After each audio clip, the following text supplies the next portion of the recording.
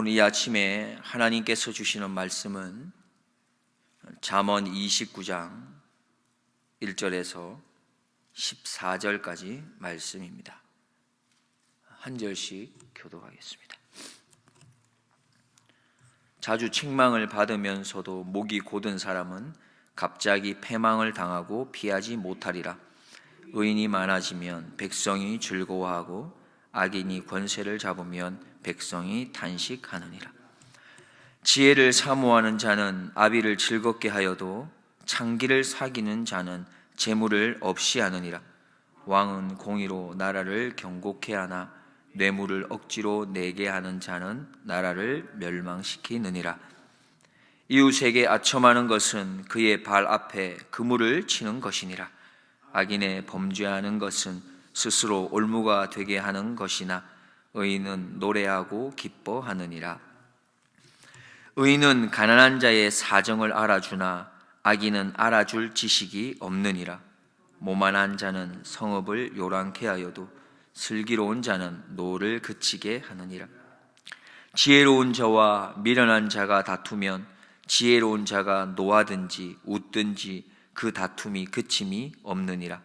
피 흘리기를 좋아하는 자는 온전한 자를 미워하고 정직한 자의 생명을 찾느니라.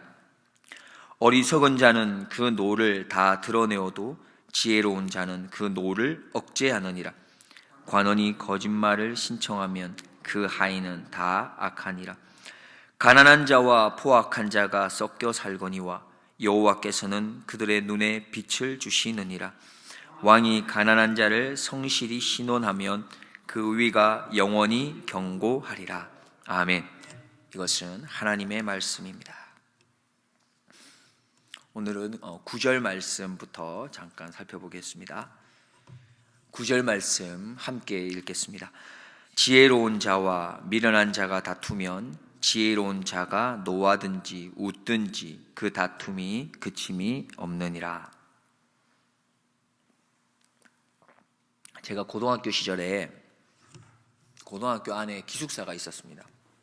그래서 한 몇 개월 기숙사에서 지냈던 적이 있는데 그 기숙사에서 지내면서 여러 친구들을 사귀었는데 그 중에 참 이렇게 행동이나 어떤 자세가 참 괜찮다 생각했던 친구가 있었습니다. 근데 안타까운 건 그 친구가 예수님을 믿지 않았어요. 그래서 참 구원을 받았으면 좋겠다 이런 마음이 있었었는데 어느 날 그 친구와 오랫동안 이야기할 수 있는 기회가 있었습니다. 집에 가지 않고 이제 기숙사에서 생활하니까 그럴 수 있는 기회가 좀 있었습니다. 저녁 늦은 시간에. 그리고는 이야기를 하다가 어떻게 예수님에 대한 소개를 하면 좋겠다라는 그런 기회가 왔었어요. 그래서 이야기를 좀 했는데 내가 알고 있는 예수님에 대해서 성경에 나와 있는 어떠한 논리나 이성적인 어떠한 그러한 생각을 가지고 그런 지식을 가지고 이야기를 했었지만 그의 마음을 돌이키기는 역부족이었습니다. 이야기를 하면 할수록 잘 풀려지는 게 아니라 토론이 되고 논쟁이 되기 시작했습니다. 그때 그러면서 작은 깨달음을 하나 얻었습니다. 예수님을 알려주는 것, 소개하는 것은 어떤 내가 알고 있는 어떤 지식이나 논리로 되는 게 아니구나. 어떤 설득을 하려고 해서 예수님을 소개하는 건 이건 될 수 없는 것 같구나. 그런 생각을 좀 가졌습니다. 예수님을 믿지 않는 사람에게 예수님에 대한 설명과 토론은 사실 다툼으로 이어지게 되었습니다. 토론이 되어버리고 논쟁이 되었던 것이죠. 그러면 우리는 어떻게 하면 예수님 믿지 않는 사람에게 예수님에 대한 소개를 잘 할 수 있을까? 이런 생각을 할 수 있겠습니다. 예수님에 대한 소개를 할 때는 성경에 나와 있는 예수님 그것만 이야기해서는 안 된다라는 결론이 나왔습니다. 정말 그 사람에게 예수님에 대한 소개를 잘 하기 위해서는 성경에 있는 예수님뿐만이 아니라 그 성경에 있는 예수님을 내가 어떻게 만났다라고 하는 바로 내가 만난 예수님이 함께 전해져야만 그 사람에게 설득력이 있는 거였죠. 어떤 분은 제가 그것도 이제 고등학교 시절인 것 같아요. 어떤 친구가 했던 이야기인데요. 그 친구는 처음 어떻게 친구 따라서 교회를 가게 됐는데, 처음 교회 가면서 교회 이렇게 성전으로 딱 한 걸음 딛는 그 순간부터 눈물이 나기 시작했답니다. 처음 교회 왔던데. 근데 처음에 오면 보통 찬양을 하거든요. 찬양하는 동안에도 기쁜 찬양이든 어떤 찬양이든 그냥 계속 눈물이 났다는 거예요. 계속 눈물이. 목사님이 나와서 본문을 읽고 설교를 하고, 그 설교 시간이 아무리 짧아도 15분, 20분이 될 터이고, 찬양을 하고 거의 1시간 가량을 마지막에 주기도문하고 마치는 때까지 끊임없이 눈물이 났다고 합니다. 그리고는 이렇게 고백했어요. 나는 그때 예수님을 만났다고. 또 어떤 분은 계속해서 어떻게 말을 하고 어떻게 권해도 자녀들이 교회를 다녀도 자기만큼은 바빠서 교회 못 다닌다고, 아직까지 믿음이 없다고, 이런 분이 계셨는데, 어떻게 교회를 나가게 되고 방언을 받게 되었어요. 그리고 침례를 받으면서 나는 그때 예수님을 인격적으로 만났다, 그렇게 말씀하시는 분이 계셨습니다. 우리가 전해야 할 것은 내가 만난 예수님입니다. 성경 안에 있는 예수님도 아니고, 아버지나 어머니로부터 들었던 그 예수님도 아니고, 내가 만났던 예수님을 전할 수 있어야 됩니다. 내가 만난 예수님을 사실 전할 때에 다른 사람이 인정하지 않을 수도 있습니다. 그냥 피식 웃을 수도 있고요, 뭐 그게 이라고 말할 수도 있습니다. 그래도 상관이 없습니다. 중요한 것은 나에게 하나님이 그렇게 만나 주셨다고 하는 것, 그 사실을 내가 믿고 있다는 것, 그게 중요한 거죠. 그리고 그 확신이 나에게 분명해야 하는 것입니다. 그게 중요한 겁니다. 원아웃기는 오늘도 하나님이 우리에게 기회를 주실 때마다, 기회가 주어질 때마다 내가 만난 예수님을 전하고 소개하고 또 자랑할 수 있는 그런 우리 모든 주님의 자녀들이 될 수 있기를 주님의 이름으로 축복드리겠습니다. 12절 말씀을 같이 보겠습니다. 관원이 거짓말을 신청하면 그 하인은 다 악하니라.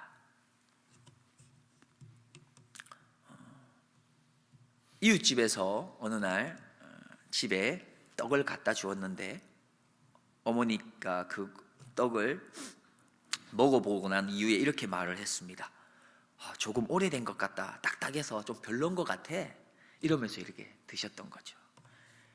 그런데 얼마 지나지 않아 몇 시간 후에 그 집에서 전화가 왔습니다. 따르릉 전화를 받았어요. 어머니 하고 인사를 하고는 이렇게 얘기합니다. 빵 참 잘 만드셨어요. 정말 맛있게 잘 먹었습니다. 그걸 옆에 있는 아이가 그대로 다 보고 있었습니다. 또 한 번은 부모님들이 아이와 함께 숨바꼭질을 할 때가 있죠. 그러다 아이가 숨어 있다가 엄마와 아빠와 이렇게 눈이 마주쳤어요. 잘 숨어 있다가 이렇게 고개를 내밀었는데 눈이 마주친 거죠. 그때 부모님이 이렇게 이야기합니다. 어이구, 우리 누구누구가 어디 숨었지? 아무리 찾아도 모르겠네. 이런 경험들 다 있으시지 않습니까? 그렇게 모른 척하는 경우가 있죠. 사실 이 두 가지 상황은 사실 좋은 관계를 위해서 나쁜 의도로 한 거짓말은 아닙니다. 그렇지만 어린아이 같은 경우 그 모습을 보면서 어떻게 생각할 수 있을까요? 거짓말이라고 하는 건 자연스럽게 해도 되게 되는 거구나, 그럴 수도 있는 거구나 라고 쉽게 받아들일지도 모릅니다.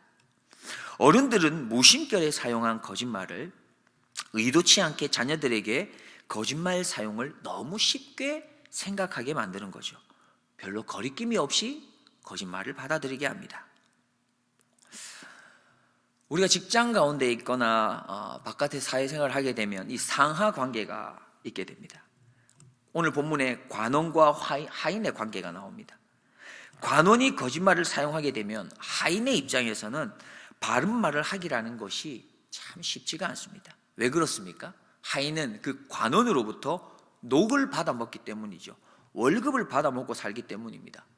자칫 잘못하면 그 자리에서 쫓겨날 수가 있기 때문에 그 윗사람 앞에 그 하인이, 아랫사람이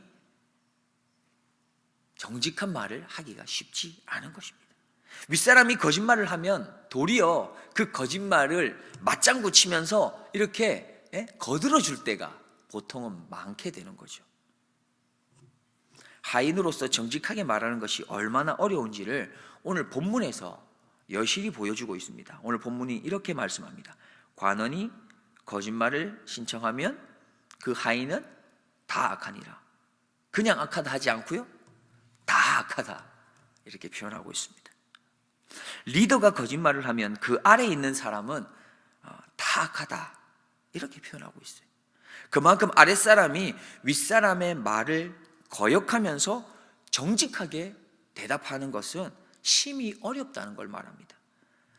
더불어서 또한 우리에게 교훈하는 것은 리더자의 자세가 얼마나 중요한지를 우리에게 보여주고 있는 것이죠.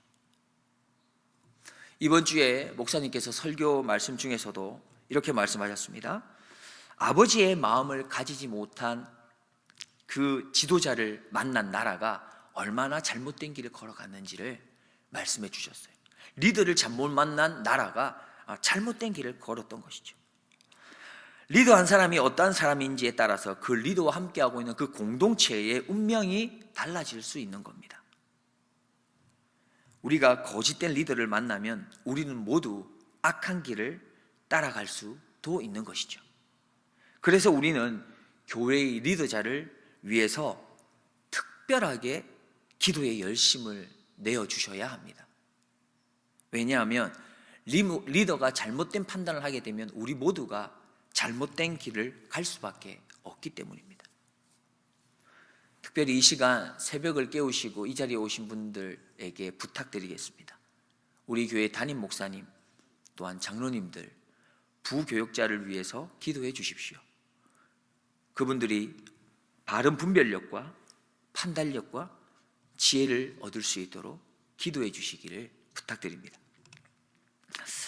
끝으로 1절 말씀을 살펴보고 마치려고 합니다. 1절 말씀 같이 보겠습니다. 자주 책망을 받으면서도 목이 곧은 사람은 갑자기 패망을 당하고 피하지 못하리라. 저는 오늘 본문의 1절 말씀을 이제 전체 본문 말씀을 읽으면서 1절 말씀을 읽을 때마다 좀 마음이 부담스럽고 힘들고 좀 아팠습니다. 왜냐하면 읽을 때마다 나 자신이 떠올랐기 때문입니다. 자주 책망을 받으면서도 목이 곧은 사람은 갑자기 패망을 당하고 피하지 못하리라. 하나님으로부터 자주 책망을 받는 사람이 바로 나구나 라고 하는 생각이 자꾸만 들었습니다. 그런데 이런 사람은 성경에 오늘 갑자기 패망을 당한다고 하니까 제 마음이 썩 편하지 않았습니다. 여러분은 어떠십니까? 자주 책망을 받으십니까? 사실 우리는 어릴 때부터 이런 말을 부모님으로부터 많이 들었습니다. 너는 몇 번을 이야기해야 알아듣겠니? 도대체 지금 내가 몇 번째 이야기하는 거야? 내가 한 번, 두 번 얘기한 게 아니잖아. 내가 지금 10번만 더 얘기하면 100번째가 될 것 같아. 뭐 이런 말을 저만 들었던 것 같은 생각이 드는, 아무도 동의하는 눈빛이 없으신 것 같아요. 저는 많이 들었던 것 같아요. 어릴 때는 부모님으로부터 많은 꾸지람, 책망을 듣죠. 결혼을 하고 나면 어떻습니까? 남편은 아내로부터, 아내는 남편으로부터 이것 좀 해라, 저것 좀 해라, 왜 이건 안 하냐, 저건 왜 못했냐, 내가 몇 번을 얘기하냐. 나이가 들고 나면 어떻습니까? 이제는 자녀들한테까지 말을 듣습니다. 엄마, 아빠, 이건 그만하라니까, 이건 하는 게 아니라니까. 우리는 정말 자주 꾸중을 들어요. 잔소리도 듣고요. 그런데 잘 고쳐지나요? 잘 안 고쳐집니다. 남편과 아내는 마지막 순간까지도 끝까지 서로가 고치고자 했던 걸 고치지 못하고 끝난다고 하잖아요. 신앙생활에도 사실 끊임없이 우리 하나님께서 우리에게 도전하시는 말씀이 있습니다. 끊임없이 도전하시는 말씀이 있는데 그것을 순종하고 지키는 것은 사실 쉽지 않은 것 같습니다. 그것을 우리는 부인할 수 없잖아요. 그렇다면 우리는 갑자기 패망을 당할 수밖에 없는, 그렇게 피할 수 없는 그 길을 가야만 하는 것일까요? 그렇게 여러 번 이야기해도 우리가 말을 안 들으니까 오늘 말씀대로라면 갑자기 패망을 당하고 피하지 못하리라 하셨으니까. 저는 무거운 마음에 말씀을 읽다가 몇 번 읽다가 답답해하다가 갑자기 크게 저의 눈앞에 들어왔던 성경 구절 말씀이 있었습니다. 그건 바로 뭐냐 하면 그 구절 때문에 위로도 되고 용기도 되고 희망도 가져보았습니다. 그게 바로 목이 곧은 사람이라는 표현이었습니다. 본문에 있지 않습니까? 자주 책망을 받으면서도 목이 곧은 사람. 어릴 때 우리가 수없이 많은 부모님으로부터 잔소리를 듣죠. 그런데 그거 들어야 합니다. 그거 들었기 때문에 그래도 조금씩 우리가 변해갔던 거죠. 한 번 들어서 안 되잖아요. 또 듣고 우리가 예배에 나오고 또 말씀을 듣고 들었던 말씀을 또 듣는 이유가 뭘까요? 한 번 들어서 됩니까? 두 번 들어서 됩니까? 1년이고 10년을 들어도 안 되는 게 있는데 또 듣고 또 들어야 됩니다. 우린 잔소리를 좀 들어야 돼요. 그렇게 조금씩 그 소리를 들으면서 조금씩 또 변해갔기 때문에 그래서 지금 우리의 모습이라도 남아있는 것 아니겠습니까? 지금의 모습이라도 남아있는 거죠. 우리가 그렇게 조금씩 변할 수 없었더라면 아마 지금의 이 자리에 있지 못했을 것 같아요. 우리가 조금씩 변할 수 있었던 것은 그리고 목이 곧은 자가 아니었기 때문에 변했던 거예요. 만약 우리가 목이 곧은 사람이었더라면 이 자리에 못 있었겠지요. 아마 패망의 자리에 있었을 겁니다. 그런데 마냥 안심할 수만은 없습니다. 우리가 왜 그러냐 하면 우리가 알고 있는 것처럼 그렇게 겸손했던 왕 사울 왕도 한순간에 무너졌다는 것을 우리는 알고 있지 않습니까? 가룟 유다는요 사실 대단한 사람입니다. 자신의 모든 걸 다 포기하고 예수님을 쫓았던 사람이에요. 인생의 모든 걸 다 포기해버렸어요. 그리고 예수를 쫓았던 사람이 가룟 유다입니다. 그러나 그도 한순간에 주님을 팔아버리고 배신자로 전락했던 것을 우리는 기억해야 됩니다.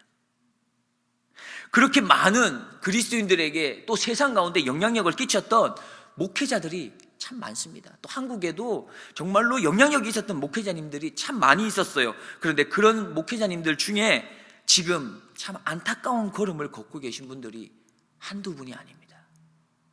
마지막까지 그렇게 같이 걷고 좋은 길을 걸어가지를 못하고 계세요.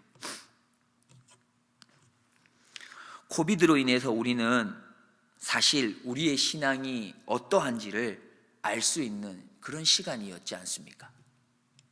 내 신앙의 모습이, 내 신앙의 견고함이 어떤 것인지를 여실하게 들여다볼 수 있는 시간이 바로 코비드의 기간이었습니다. 지금도 그렇고요. 우리는 이렇게 고백할 수 있어야 됩니다. 우리의 힘으로 나의 신앙을 지켜낼 수 없다. 이걸 인정할 줄 알아야 됩니다. 그리고 하나님 앞에 도우심을 간구해야 합니다. 목이 곧은 사람은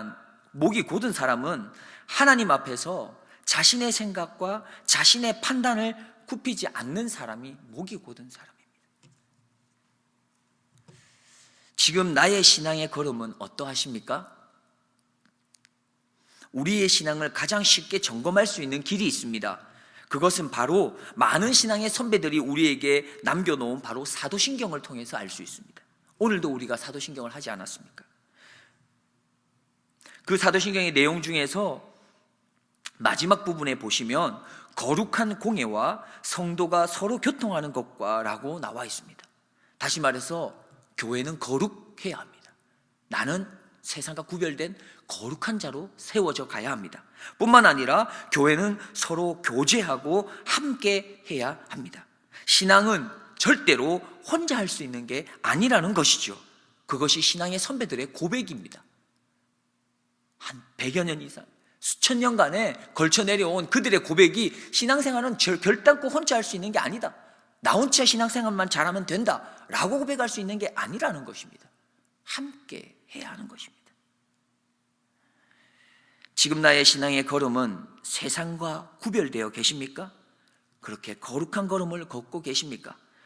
또한 교회 공동체의 중요성이 얼마나 중요한지를 알고 혼자만의 신앙생활이 아니라 함께 교제하는 신앙생활, 그리고 함께 그 신앙을 나누는 그런 신앙생활을 하고 계십니까? 기도하겠습니다. 하나님 아버지, 오늘도 하나님의 은혜로 새벽을 깨우고 주님 앞에 나왔습니다. 하나님의 은혜로 하루의 시작을 말씀을 붙잡고 할 수 있게 하여 주셔서 감사드립니다. 하나님, 우리는 연약합니다. 하나님의 도우심이 없으면 여지없이 무너질 수밖에 없습니다. 순간순간 주님의 도우심이 없으면 목이 곧은 자로 패망의 길을 피할 수 없는 자들이 우리입니다. 주님, 우리를 불쌍히 여겨주십시오.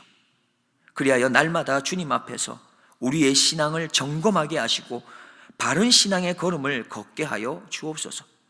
주님, 말씀 앞에서 주님의 위로를 받게 하시고 주님께서 주시는 세상을 이길 힘과 용기와 담대함도 얻게 하여 주시옵소서. 오늘도 믿음으로 승리케 하여 주실 우리의 참 친구가 되시는 예수 그리스도의 이름으로 기도드리옵나이다. 아멘.